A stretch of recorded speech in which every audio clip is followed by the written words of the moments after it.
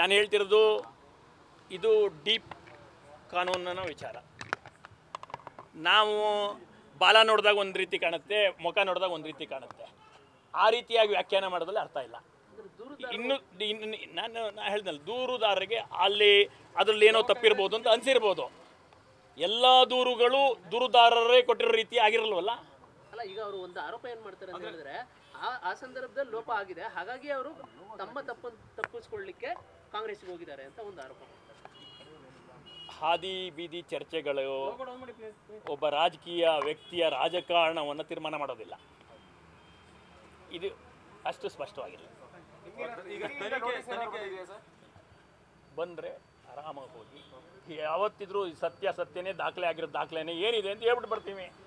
ನಾನು ಹೇಳ್ದಲ್ಲ, ಈ ಕ್ರಿಕೆಟ್ ಕಾಮೆಂಟ್ರಿ ಕಂಡಾಗೆ ಈ ಬಾಲ್ ಹೆಂಗೆ ಹಾಕ್ತಾರೆ, ಈ ಬಾಲ್ ಹೆಂಗೆ ಬೀಳುತ್ತೆ, ಎಷ್ಟು ಸ್ಪೀಡ್ಲಿ ಓಡ್ ಬರ್ತಾ ಇದೆ, ಹೆಂಗೆ ಸ್ವಿಂಗ್ ಆಯಿತು ಅನ್ನೋ ಪ್ರಶ್ನೆಗಳನ್ನ ನೀವು ಅಂದ್ಕೊಂಡ್ರೆ ನಾನು ಯಾಕೆ ನಿಮ್ಗೆ ಹೇಳ್ತೀನಿ ಅಂದರೆ, ಬಂದಾಗ ನಿಮ್ಗೆ ಹೇಳ್ತೀನಿ. ಬಂದಿದ್ದೀವಿ, ನೀವು ಎದುರುಗಡೆ ಬಂದಿದ್ರಿ, ಸ್ಪಷ್ಟಪಡಿಸ್ತಾ ಇದ್ದೀವಿ. I am very clear with the things. ನಮ್ಮ ಮುಂದೆ ಲವಲೇಶದಷ್ಟು ಅವತ್ತು ಇದನ್ನು ಕಾಯ್ದೆಗೆ ವಿರುದ್ಧವಾಗಿ ತಗೋಬೇಕು ಅಂತ ಒಂದೇ ಒಂದು ಸದಸ್ಯರ ಅಭಿಪ್ರಾಯ ಇರಲಿಲ್ಲ. ನಾನು ಈ ವ್ಯವಸ್ಥೆಯಲ್ಲಿ ಬಂದಿರತಕ್ಕಂಥವನು. ನಾನು ತುಂಬ ಟೈಮ್ ಅನ್ಕೋತಾ ಇರ್ತೀನಿ, ನನಗೆ ಇವತ್ತು ಯಾಕೆ ಜಾಸ್ತಿ ನಿಮ್ಮ ಮುಂದೆ ಬಂದಾಗ ಖುಷಿ ಆಯಿತು ಅಂದರೆ, ನಾನು ಲಕ್ಷಾಂತರ ಗಿಡ ನೆಟ್ಟಾಗ ನೀವು ಇಷ್ಟೊಂದು ಬಂದು ನಮ್ಮನ್ನು ಬೇಡಿಕೆಯಿಂದ ನಮ್ಮನ್ನು ಬಂದಿರಲಿಲ್ಲ. ಈಗ ಬಂದು ಅಲ್ಲ ಮಾಡಿದ್ದೀರಿ ಈ ಥರ ಈ ರೀತಿ. ಇವತ್ತು ತುಂಬ ಅಂದರೆ ಕಾತುರತೆ ನಿಮ್ಮ ಇದೆಯಲ್ಲ, ನಾನು ನಿಮ್ಗೆ ಹೇಳ್ತಿರೋದು ಅದೇನಲ್ಲ, ಇದು ಹೆಂಗೆ ಅಂತಂದ್ರೆ ನಾನು ಹೇಳ್ತಿರೋದು, ಈಗ ಸಭೆಯಲ್ಲಿ ಹಲವಾರು ಜನ ಇದ್ದೀವಿ, ಅಧಿಕಾರಿಗಳಿದ್ದಾರೆ, ಒಟ್ಟು ನಿರ್ಣಯಗಳಾಗಿರ್ತವೆ. ಈಗ ನಾನು ಒಬ್ಬನೇ ಹೇಳೋದು ಫೈನಲ್ ಅಲ್ಲ. ನಾನು ನಿಮ್ಗೆ ಹೇಳುವಂತ ನಾನು ನಿಮ್ಗೆ ಏನು ಹೇಳೋದು ಅಂದರೆ, ನನಗಿಂತ ಹಿಂದೆ ನಿರ್ಣಯ ಆಗಿದೆ ಅಂತ ಹೇಳಿದೆ ನಿಮಗೆ. ನನಗಿಂತ ಹಿಂದಿನ ಸಭೆಯಲ್ಲಿ ನಿರ್ಣಯ ಆಗಿದೆ, ಅದು ನಿಮ್ಗೆ ಸ್ಪಷ್ಟಪಡಿಸ್ತಾ ಇದ್ದೀನಿ ನಾನು. ಈ ಪ್ರಕರಣ ಯಾಕೆ ಅಂತ ಹೇಳಿದ್ರೆ ಮುಖ್ಯಮಂತ್ರಿಗಳು ಸಂಬಂಧಪಟ್ಟಿದ್ದು. ಕರೆಕ್ಟ್. ಅದಕ್ಕೆ ನಾನು ಹೇಳ್ತಿರೋದು, ಯಾವುದೇ ಸತ್ಯ ವ್ಯಕ್ತಿಯ ಸ್ಥಾನದ ಮೇಲೆ ನಿರ್ಣಯ ಆಗಬಾರ್ದು. ವ್ಯಕ್ತಿಯ ಸ್ಥಾನದ ಮೇಲೆ ನಿರ್ಣಯ ಆಗಬಾರ್ದು ಅನ್ನೋದು ಅವ್ರು ಹೇಳಿದ್ರಲ್ಲ, ಇದು ಮುಖ್ಯಮಂತ್ರಿದು ಅನ್ನೋ ಕಾರಣಕ್ಕೆ ಇದಕ್ಕೆ ಮಹತ್ವ ಇದೆ ಅನ್ನೋದಕ್ಕೆ ನಾನು ಮುಖ್ಯಮಂತ್ರಿ ಸ್ಥಾನದಲ್ಲಿ ಇದ್ದವರು ಕೂಡ ಮಾಡಿರೋ ಕಾರಣಕ್ಕಾಗಿ ಹೇಳ್ತಾ ಇರುವಂಥದ್ದು ಅಲ್ಲ. ಈಗ ನಾನು ನಿಮ್ಮ ಎದುರಿಗೆ ಸ್ಪಷ್ಟಪಡಿಸ್ತಾ ಇದ್ದೀನಿ, ಹಲವಾರು ಬಾರಿ ಹೇಳಿದ್ದೀನಿ. ಅವರಿಂದ ದೂರವಾಣಿ ಕರೆ ಆಗಲಿ, ಯಾವುದೇ ಇದು ಮಾತಾಗಲಿ ಹಾಗೇ ಇಲ್ಲ ಅಂದಾಗ, ಅವ್ರ ಮನೆಯದು ಅಂತಲೇ ನಮ್ಗೆ ಗೊತ್ತಿಲ್ಲ ಅಂದಾಗ, ಊಹಾತ್ಮಕವಾಗಿ ಈ ರೀತಿಯಾದಂಥ ವಿಚಾರಗಳನ್ನ ಸಮಾಜಕ್ಕೆ ಬಿಟ್ಟರೆ ಸಮಾಜವು ತಪ್ಪು ಕಲ್ಪನೆಗೆ ಹೋಗುತ್ತೆ.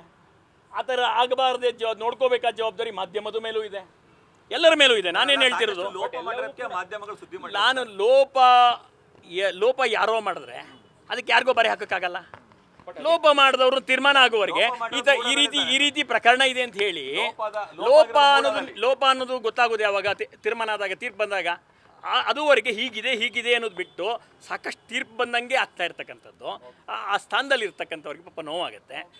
ಅವ್ರನ್ನ ತೇಜೋವಧೆ ಮಾಡೋಕ್ಕೆ, ಅವ್ರ ಸ್ಥಾನದಿಂದ ಇಳಿಸ್ಲಿಕ್ಕೆ ಹೋರಾಟ ನಡೀತಿದೆಯಾ ಅಂತ ಅನ್ಸುತ್ತಲ್ಲ, ಅದನ್ನು ನಿಮ್ಮ ಗಮನಕ್ಕೆ ತಂದೆ ಅಷ್ಟೇ. ಸಭೆಯಲ್ಲಿ ನಿರ್ಣಯ ತಗೊಳ್ಳದೇ ಇರುವಂಥದ್ದು ಸಾಕಷ್ಟು ಕೇಸ್ಗಳಾಗಿದೆ, ಅವರೇ ಅಧಿಕಾರಿಗಳೇ ಮಾಡ್ಕೊಂಡಿದ್ದಾರೆ ಅಂತ ಆರೋಪಗಳು. ಹೌದು, ಅದಕ್ಕೆ ನನ್ನ ಕಾಲದಲ್ಲಿ ಟಿಪ್ಪಣಿ ಕೊಟ್ಟ ಮೇಲೂ ಆ ರೀತಿ ಮುಂದುವರೆದಿದೆ ಅನ್ನೋದನ್ನು ನಿಮ್ಮ ಮಾಧ್ಯಮದ ಮುಂದೆ ಹಿಂದೆನೂ ಹೇಳಿದ್ದೆ, ನನ್ನ ಎಲ್ಲ ಇದಲ್ಲೂ ಕೊಟ್ಟಿದ್ದೀನಿ. ಎಲ್ಲ ರೀತಿಯ ತನಿಖೆ ಎದುರಿಸಲಿಕ್ಕೆ ರೆಡಿ ಇದ್ದೀರಿ ಸರ್? ಇಡಿ ಎಲ್ಲ ರೀತಿ ಅಂತಂದರೆ ಅದರಲ್ಲೇನು ವಿಶೇಷ ಇರುತ್ತೇನೋ? ಇದೊಂದು ತನಿಖಾ ಸಂಸ್ಥೆ, ಅದು ಇನ್ನೊಂದು ತನಿಖಾ ಸಂಸ್ಥೆ. ಈ ಎಲ್ಲ ರೀತಿ ಅನ್ನೋದ್ರಲ್ಲಿ ಬೇರೆ ಏನಿರಲ್ಲ. ಎಲ್ಲೋದ್ರೂ ಅದೇ ಫ್ರೇಮ್ಲಿ ಪ್ರಶ್ನೆಗಳು ಬರಬೇಕೇ ಹೊರತು ಅದಕ್ಕಿಂತ ಆಚೆಗೆ ಬೇರೆ ಏನಿರಲ್ಲ. ಸ್ಟೇಟ್ಗೂ ಸೆಂಟ್ರಲ್ಗೂ ಭಾಳ ವ್ಯತ್ಯಾಸ ಇರುತ್ತಲ್ಲ. ನಿಮಗೆ ಇವೆಲ್ಲ ಏನು ಗೊತ್ತಾ?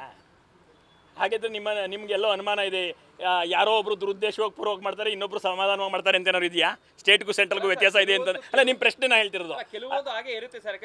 ಹಾಗೆ ಇದೇನು ನಿಮ್ಮ ಅಭಿಪ್ರಾಯ ಆಗಿದ್ದರೆ ನಿಮ್ಮಿಂದ ತಿಳಿದಿರೋ ವಿಚಾರವನ್ನು ನಾನು ಮುಂದೆ ಇನ್ನಷ್ಟು ಅಪ್ಡೇಟ್ ಮಾಡ್ಕೊತೀನಿ.